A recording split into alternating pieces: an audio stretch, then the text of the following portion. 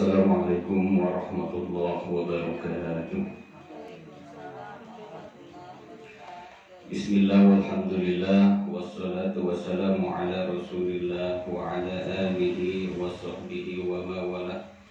Wala hawla wala quwwata illa billah, amma ba'du. Al-Fatihata ala niyatil futuh wal manu wa husuh wa tubatin nasuh wa salahil jasadi wa ruhi ila hadratin Nabi Mustafa Muhammadin Rasulillah Muhammad bin Abdillah sallallahu alaihi wasallam wa ila hadrati jami'i wa minal anbiya'i wal mursalin wal awliya'i wa syuhada'i wa syuhada'i wa syuhabati wa qurabati wa tabi'in wa tabi'i tabi'in wa ihsani ila yaumil ila hadratin Mustafa Sultan Audi Kudur Rabbani Sayyidina Syahadullah Qadil Jalilan wa ila hadratin Sayyidina dan kitab Syekh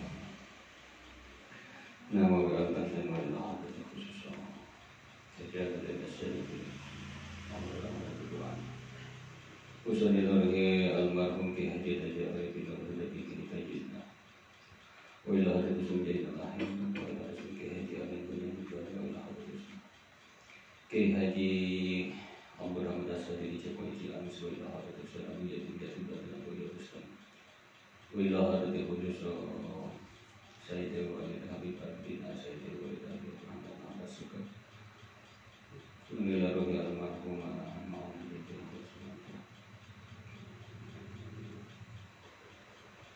Abba Muhammad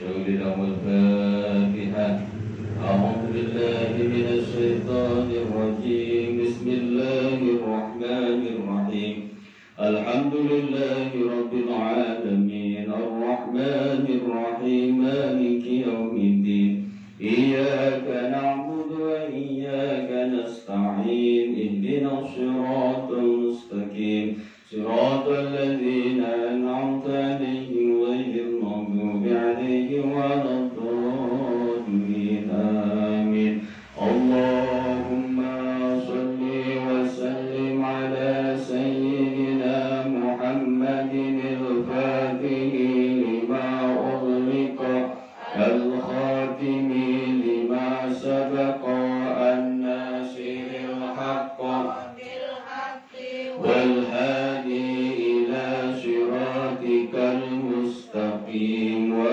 ala alihi wa sahbihi haqqa qadrihi wa miqdarihi al-alim Allahumma akhrijna min zulumatil wahmi binuril fahmi waftah alaina bima'rifatil ilmi wa hassin akhlaqana wa sahil lana abwaba fadlika wanshur alaina min khazaini rahmatika ya arhamar rahimin. Baik Ibu, kita mulai pembacaan kitab Sulamut Tauhid.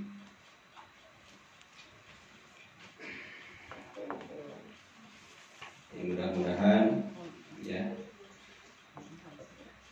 kitab Sulamut Tauhid ini bisa kita hatamkan seperti dua kitab yang telah kita hatamkan, yaitu kitab Uqudul Zain dan kitab Sabina. Alhamdulillah selama hampir 8 tahun kali ya. Ada 8 tahun kita baca kitab Sabina. Ya, alhamdulillah kemarin sudah kita hatamkan ya. Ini berkat keistiqomahan kita ya di dalam mempelajari ilmu-ilmu agama ya yang disusun oleh para ulama. Jadi bukan karangan ya, susunan. Jadi ulama-ulama itu hanya menyusun ya daripada penjabaran dari tafsir Al-Quran ya, dari Al-Quran dan juga dari hadis. Nah, beliau susun menjadi suatu karya yaitu kitab fikih Sabinah. Nah ini kita baca kitab Sulamut Tauhid, kitab fikih tasawuf ya, ini kitab fikih tasawuf karangan seorang Habib. Ini karangan seorang Habib yang disyarahkan oleh Syekh Nawawi. Sama ini yang menyerahkan yang mensarahkan kitab Safinah Syekh Nawawi Banten, dan juga yang mensarahkan kitab Sulamut Taufik ini adalah sama Syekh Nawawi Banten. Jadi kita bangga sebagai bangsa Indonesia mempunyai ulama besar, ya, ulama kaliber dunia, ya, yaitu Syekh Nawawi Al-Bantani, yang beliau adalah kelahiran di Tanara, Banten. Tanara, kampung Tanara. Mau ke sono, saya pernah ke Tiara ke sana. Tapi dimakamkan beliau itu di Mekah, di sana di Madinah.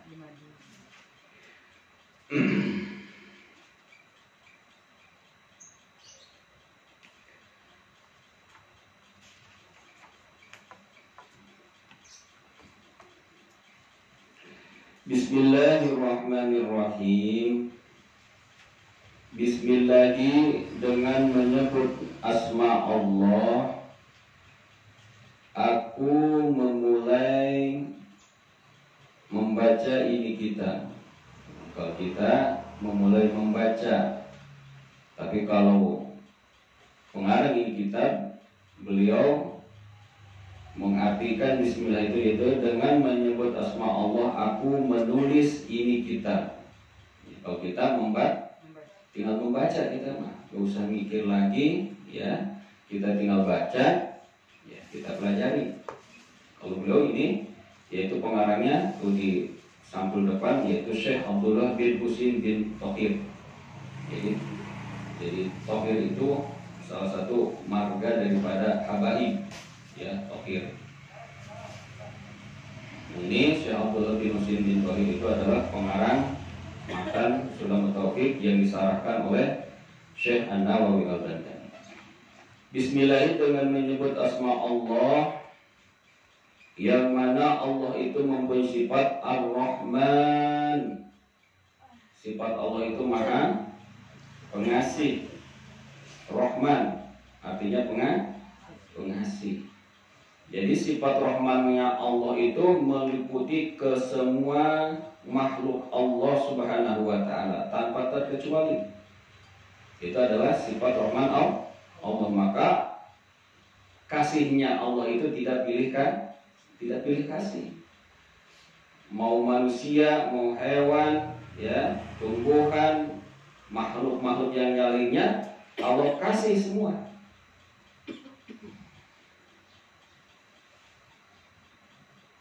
Ya, maka diartikan Ar-Rahman itu, ya, ketika pesantren itu yang memberikan nikmat besar hanya di dunia saja. Artinya apa? Nikmatnya ini besar, dinikmati hanya di dunia saja, ya. Yaitu nikmat dunia, kesenangan dunia. Maka kesenangan dunia itu semua makhluk Allah menikmatinya karena itu adalah kasihnya Allah. Maka Allah itu punya sifat pengasih, tapi Allah tidak pilih kasih. Jadi mau orang Islam, mau orang non-Muslim, semua dikasih kenikmatan dunia oleh Allah tanpa terkecuali. Baik orang yang baik maupun orang yang jahat, Allah kasih kenikmatan Allah. Maka, ya, jangan dikira ketika ada orang jahat, orang zalim dikasih kenikmatan dunia, oh itu adalah apa? Allah meridhoinya. Enggak, cuma Allah ngasih. Allah kasih, tapi belum tentu Allah ridho. Ya, kalau begitu, berpikiran seperti itu bahwa orang yang dikasih kenikmatan dunia itu adalah orang yang diridhoi Allah, Fir'aun, Qarun, itu adalah orang yang diridhoi Allah. Kenapa? Karena mereka diberi apa? Fir'aun diberikan jabatan tinggi, Qarun diberikan apa? Harta yang berlimpah. Tapi diberikannya jabatan tinggi, harta berlimpah itu bukan karena faktor ridhonya Allah, tapi karena apa? Faktor Allah kasih. Udah, Allah kasih. Allah kasih. Gitu. Jangan dikira ketika ada orang baik, orang berjuang di jalan Allah, lalu ditangkap, dipenjara, oh berarti ini nggak diridhoi Allah. Bukan, ya, karena itu adalah salah satu bentuk perjuangan, nggak ada hubungannya dengan ridho atau tidak ridhonya Allah. Ya, kalau dalam berjuang itu sudah menjadi resiko ketika kita ditangkap, ya dibunuh, itu risiko perjuangan. Bukan karena faktor ini kagak diridhoi Allah makanya orangnya dibunuh, makanya orangnya ditangkap, bukan. Ya. Itu masalah perjuangan di dalam memperjuangkan agama Allah. Tapi sifat Rahman itu adalah meliputi kesenangan dunia. Maka orang non muslim ada yang kaya, banyak. Orang Islam banyak yang kaya, banyak. Orang muslim banyak yang miskin. Orang non muslim banyak yang miskin, banyak juga. Ya, jadi kesenangan dunia itu adalah merupakan sifat rahmannya Allah. Allah kasih, tidak pilih kasih. Ya, mau dia kafir, mau dia Islam, mau dia rajin sholat, rajin ngaji, atau malas sholat, malas ngaji, semua Allah kasih tanpa pilih kasih. Itu adalah sifat rahman Allah. Tetapi yang kedua sifatnya Allah itu Ar-Rahimi, Maha penyayang. Maka ketika orang disayang itu sudah tentu dikasih sama Allah. Tapi orang dikasih belum tentu disayang. Contoh, ada orang marah kita nih, kita dipalak sama preman. Kira-kira karena kita ngasih itu karena kita sayang apa karena kita takut? Iya, atau karena kita benci. Ya, di dalam hati kita ngasih itu benci, gedek. Tapi kalau terpaksa, ya dikasih. Betul nggak? Itu nggak berdasarkan apa? Kasih sayang. Tapi ketika ada orang baik, ya contoh sama ustadz lah. Ustadz, ketika kita ngasih hadiah sama ustadz, kira-kira itu ngasih hadiah gedek, terpaksa, benci apa karena kita sayang sama ustadz?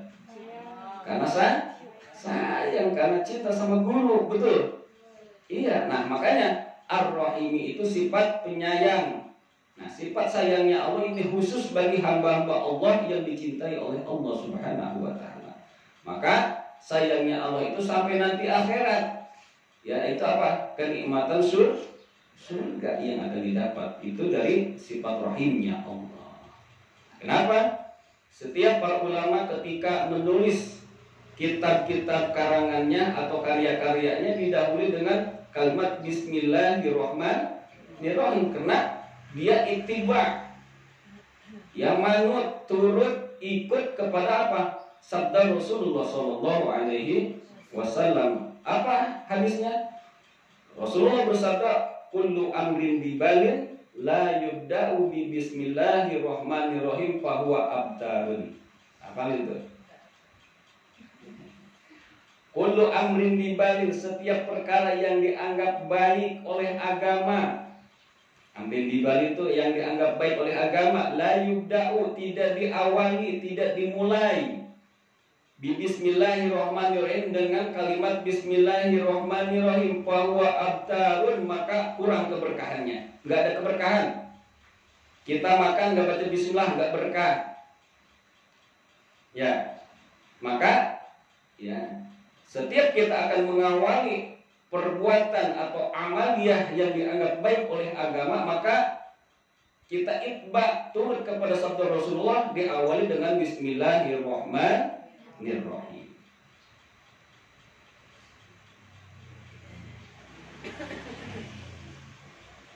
Nah, Bismillahirrahmanirrahim itu tertulis di tiang-tiangnya surga. Bismillahirrahmanirrahim. Ada tertulis di tiang-tiangnya surga. Dan juga bismillah ini banyak faidahnya, manfaatnya. Diceritakan dulu ada seorang perempuan solehah, ya, punya suami kagak soleh. Ya, ini kagak kupu ini. Suaminya jahat, ya, tukang mabok. Istrinya soleh, tukang ibadah. Tapi karena emang kesolehannya dia, walaupun suaminya jahat, dia taat kepada suaminya. Ya, dia taat kepada suaminya. selama suaminya tidak memerintahkan hal yang dilarang oleh agama, oleh Allah Subhanahu wa ta'ala. Enggak boleh kita ikut ya taat kepada suami kalau perintahnya untuk maksiat durhaka kepada Allah. La ta'ata li makhluqin li maksiatil khaliq. Ya. La ta'ata li makhluqin li maksiatil khaliq. Tidak boleh kita taat kepada makhluk ya untuk durhaka maksiat ya kepada Allah. Contoh ada suami nyuruh istrinya nyolong, nggak boleh kita ikut, nggak boleh taat. Atau ada suami nyuruh istrinya jual diri, suruh ngelacur, suruh jablay umpamanya. Ada tuh ya, ada suami bahkan dia yang nungguin istrinya ya, itu nggak boleh, haram kita. Walaupun kita diwajibkan taat kepada suami, tapi kalau suami memerintahkan kita untuk berbuat maksiat, la ta'ata li makhluqin, enggak boleh taat kepada makhluk. Ya, kalau itu maksiat kepada Allah. Itu diceritakan si suaminya ya, ketika melihat setiap gerak-gerik perbuatan istrinya, apa-apa diawali baca bismillah. Mau nuangin air, bismillahirrahmanirrahim. Naruh gelas di meja, bismillahirrahmanirrahim. Ngambil piring, bismillahirrahmanirrahim. Nuangin nasi, bismillahirrahmanirrahim. Ini suaminya namanya orang jahat, ya orang gak baik, gedeg, kesel lihatnya. Ya kayak gitu kalau orang munafik, ya dengar kalimat-kalimat thayyibah itu hatinya dongkol, kesel, panas. Ya, ini juga begitu. Dengan istrinya baca bismillah mulu, gedeg dia ini. Panas kopinya, males buat dengernya bismillah mulu gitu. Ya, kayak orang dengar azan ada padahal dia Islam. Berisik banget sih itu. Ya, ada gitu tuh. Dengar azan di masjid, di musola bilang berisik, padahal status KTP-nya Islam. Ya. Ada orang dengar pengajian berisik. Ya, kalau ada pengajian buru-buru pergi. Ya, kagak mau denger, padahal Islam itu. Ya, buru-buru pergi. Atau kalau malam minggu ada pengajian di masjid, buru-buru nyetel dangdut yang kencang di rumahnya, biar kagak denger. Lebih enakan dengeran dangdut, mungkin gitu. Nah, itulah orang-orang munafik. Ini juga begitu, orang munafik, suaminya munafik, istrinya solehah. Dengan istrinya baca bismillah mulu, gedek dia. Nah, apa sih manfaatnya dia baca bismillah mulu? Apa-apa baca bismillah, apa-apa bismillah. Bangun nyoba nih. Dikasihlah kalung perhiasan emas ya kepada istrinya, kata suaminya, "Wahai istriku, tolong simpan baik-baik ini emas, jangan sampai hilang." Diterima dengan baca bismillahirrahmanirrahim. Lalu ditaruh di lemari, buka lemari baca bismillahirrahmanirrahim. Lalu ditaruh di kotak perhiasan dengan baca bismillah lagi. Lalu ketika tutup pintu, bismillahirrahmanirrahim. Itulah karena saking solehnya. Itu wanita solehah. Ya, wanita solehah, saking solehahnya gitu. Dia taat kepada suami dan juga dia tidak durhaka kepada Allah. Maka dilihatin, diintip sama suaminya. Nih, gua tahu nih. Dia naruhnya di lemari ini nih. Maka ketika si istrinya lengah, ya, diambillah itu perhiasan oleh suaminya, ya, lalu dibawa, dilempar ke dalam sumur. Ya, dilempar ke dalam sumur. Nah, berkah si istri yang solehah ini setiap apa yang dia lakukan baca bismillah, bahkan ketika dia naruh perhiasan itu baca bismillah, Allah utus malaikat. Ketika itu perhiasan dilempar ke dalam sumur, ditangkap oleh malaikat, lalu dikembalikan lagi ke tempat semula yang ketika istrinya naruh di dalam lemari. Ya, karena nguji si suaminya, lalu ketika suatu hari dia nanya sama istrinya, "Wah istriku, mana perhiasan yang kemarin yang aku kasih?" "Ada bang di dalam." "Benar nih ada?" "Ada bener. Aku taruh di lemari. Coba ambil." Namanya nguji ya, ngoba.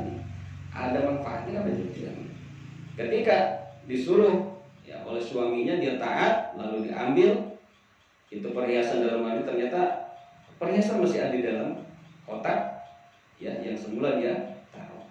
Lalu dikasihlah ke suami. Suaminya kaget. Nah, dengan melihat kejadian itu dia menjadi tobat. Ya, dia tobat menjadi orang yang soleh.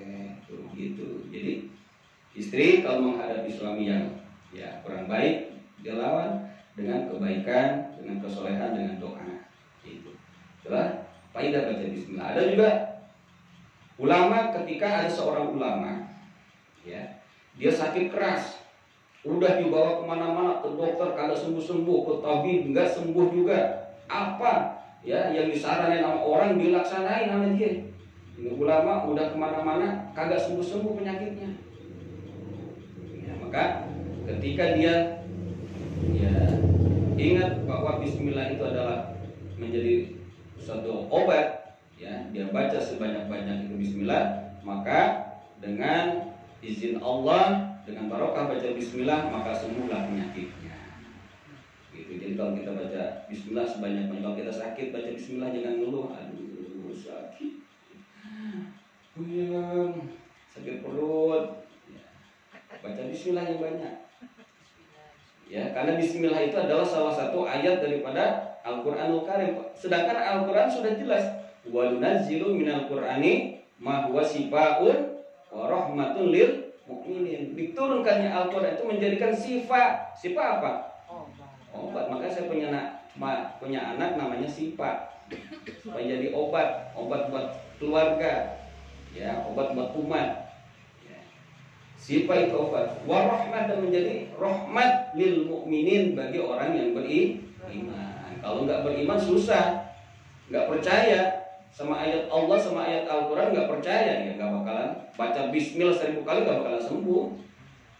Ya, nggak bakalan sembuh. Bahkan diceritakan, ya, ini kisah dari guru saya, pendiri Nahdlatul Ulama Kiai Haji Hasyim Asy'ari, ya, Mbah Hasyim. Beliau itu belajar kepada Syekh Khalil Bangkalan Madura. Dari Jombang itu, ya, beliau tinggal di Jombang, Kiai Hasyim Asy'ari. Dia belajar ngaji kepada Syekhona Khalil, Mbah Khalil di Bangkalan Madura. Nah, antara Jawa Timur ke Madura itu kan nyebrang lautan. Nyebrang lautan. Setiap hari karena nyebrang lautan, ya nggak ada feri dulu, nggak ada kapal feri, masih kapal perahu biasa. Itu setiap ngaji terlambat mulu ini Mbah Hasyim itu, Kiai Hasyim Asy'ari. Ya.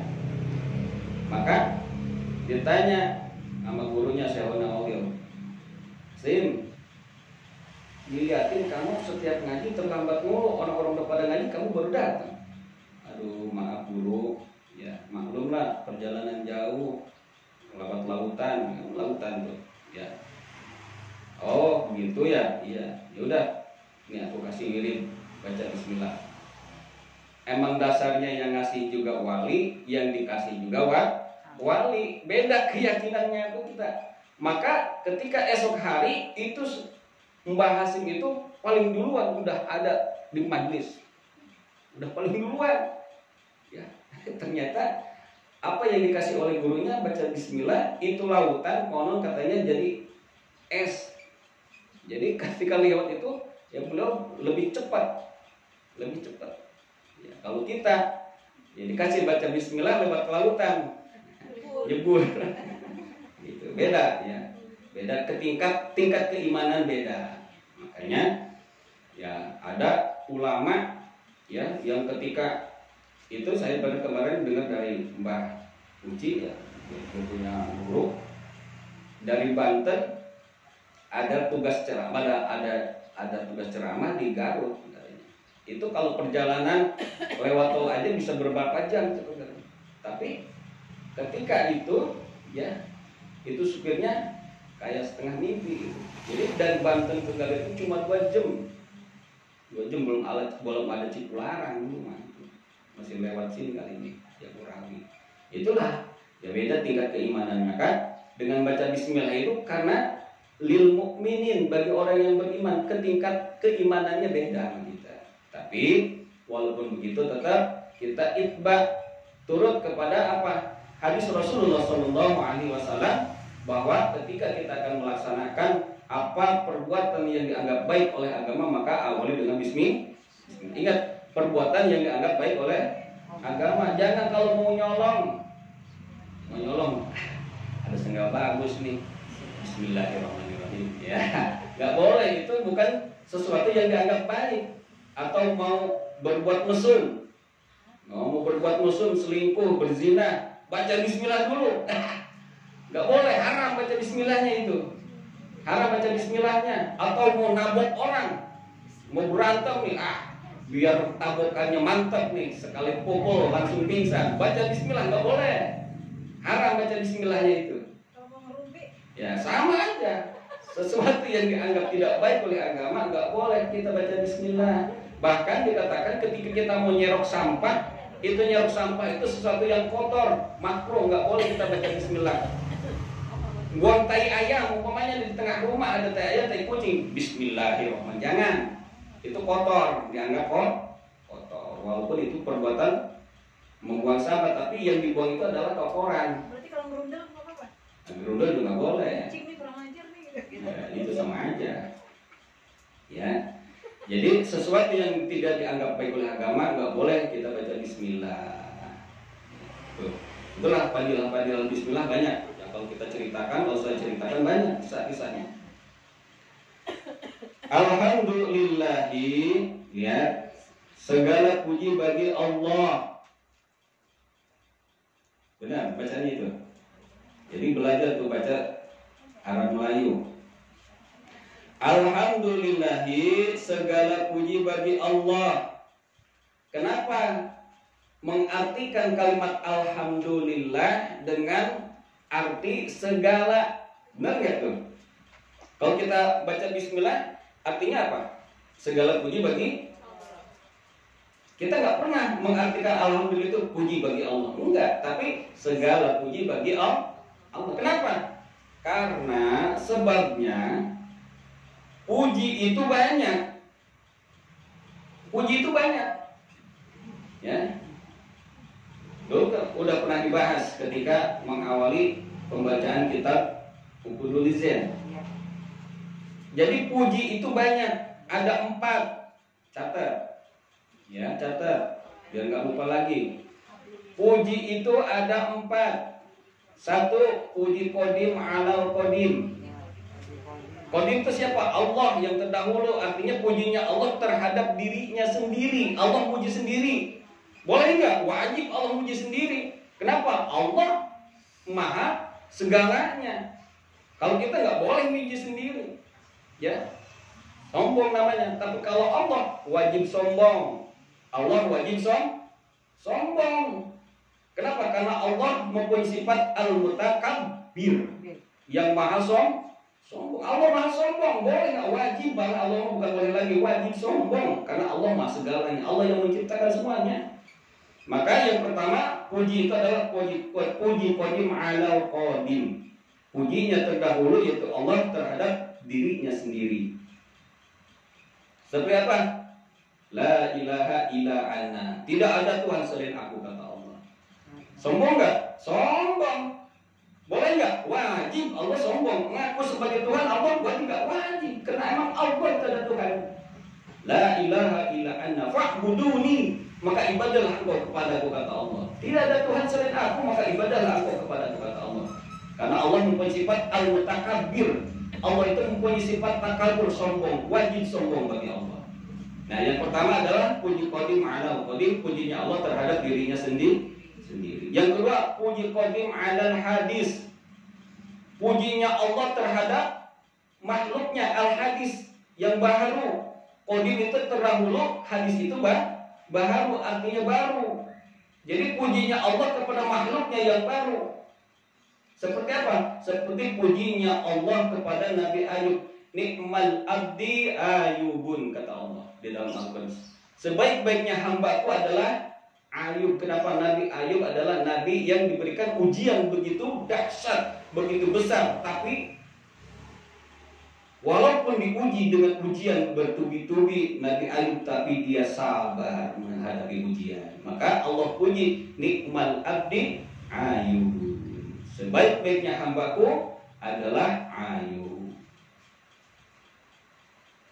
Atau pujinya Allah kepada Nabi Muhammad. Seperti pujinya, laqad kana lakum fi Rasulillahi uswatun hasanah. Telah ada di dalam diri Rasulullah suri tauladan yang baik buat kamu, kata Allah itu.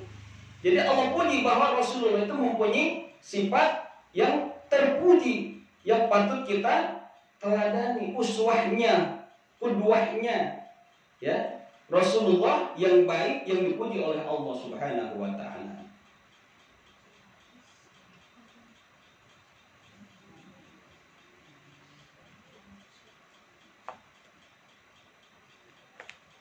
Itu puji Allah kepada Nabi Muhammad Shallallahu Alaihi Wasallam. Yang ketiga puji apa? Puji hadis ala qadim. Pujinya makhluk kepada Allah, yaitu apa? Kita makhluk nih, ciptaan Allah yang baru, muji sama Allah yang terdahulu. Dengan apa? Dengan ibadah, dengan kita bersyukur. Itu adalah puji kita kepada Allah. Ini ibadah kita itu bentuk pujian kita kepada Allah, bentuk syukur kita kepada Allah. Jadi ketika kita diberikan nikmat oleh Allah itu bukan hanya kita sekedar mengucapkan alhamdulillah saja. Buktikan, nyatakan dengan apa? Dengan perbuatan. Karena kalau cuma mengucapkan bismillah itu cuma hanya apa? Lipstick, decoration only, hanya hiasan semata. Tapi yang hakikatnya bersyukur itu adalah mempergunakan nikmat Allah untuk mencari ridho Allah. Itu. Jadi arti hakikat syukur itu adalah mempergunakan nikmat yang diberikan oleh Allah untuk mencari ridho Allah. Kita diberikan kekayaan, pergunakan itu kekayaan untuk mencari ridho Allah. Kita diberikan jabatan, pergunakan itu jabatan untuk mencari ridho Allah. Jangan sampai ketika kita berikan harta, jabatan, itu harta dan jabatan justru malah menimbulkan murka dan juga azab dari Allah. Jangan sampai kita berikan harta untuk poya-poya, ya, jauh dari Allah, untuk bermaksiat kepada Allah yang sehingga bukan ridho Allah yang kita dapat, tapi apa? Murka Allah. Kita diberikan jabatan, itu jabatan, jangan sampai itu jabatan dipergunakan untuk menzolimi orang yang lemah, orang yang gak punya kekuatan, rakyat. Jangan mentang-mentang kita punya kekuatan, punya power, punya kekuasaan, rakyat ditindas. Nah itu berarti dia tidak bersyukur atas nikmat jabatan yang telah Allah berikan kepadanya, yang sehingga dengan jabatan itu bukan mendapatkan ridho Allah, tetapi mendapatkan murka Allah.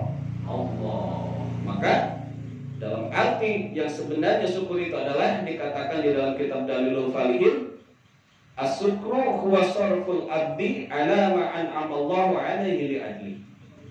Jadi syukur itu adalah mempergunakannya seorang hamba atas nikmat yang Allah berikan kepadanya untuk mencari ridho Allah Subhanahu wa taala.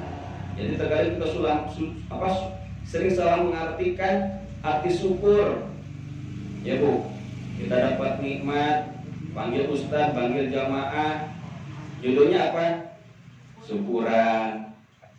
Anak lulus sekolah, ya kan? Langsung dapat kerja, panggil ustaz, panggil jamaah, syukuran.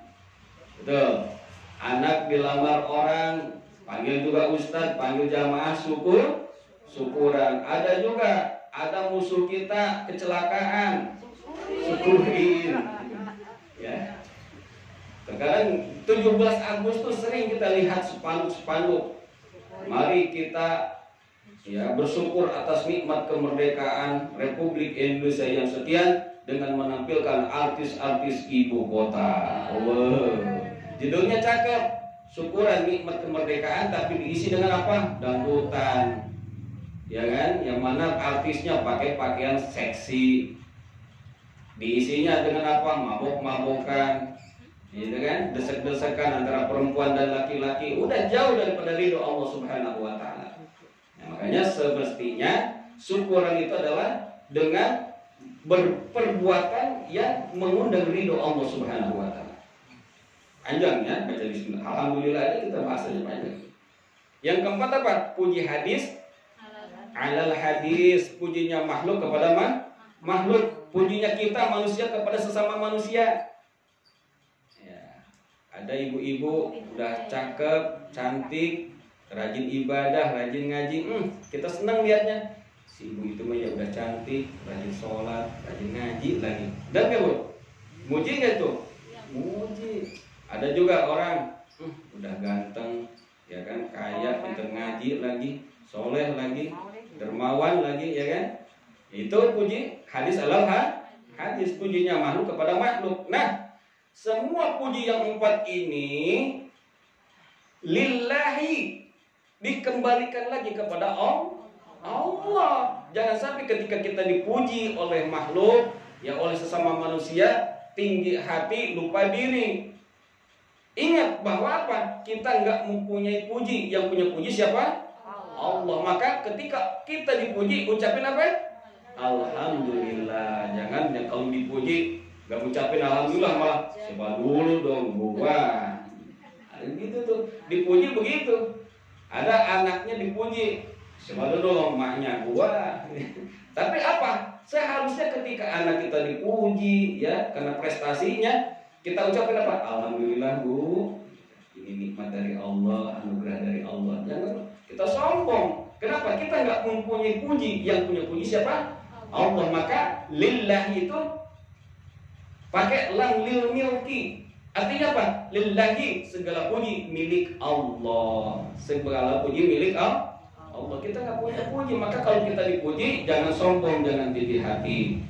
Ya, kenapa? Karena kita nggak boleh sombong. Yang wajib semua hanya Allah Subhanahu wa ta'ala. Alhamdulillahi Rabbil Alamina, yaitu Tuhan semesta alam. Allah itu Tuhan semesta alam. Jadi bukan Tuhannya orang Islam saja. Allah itu Tuhan semua makhluk Allah, semua pengisi alam semesta ini. Semua adalah Tuhannya Allah Subhanahu wa ta'ala. Wa asyhadu an la ilaha illallah wallahu a'lam bishawab. Rabbi zidna ilma warzuqna fahma. Baru baca alhamdulillahirabbil alamin, udah jam 11:30.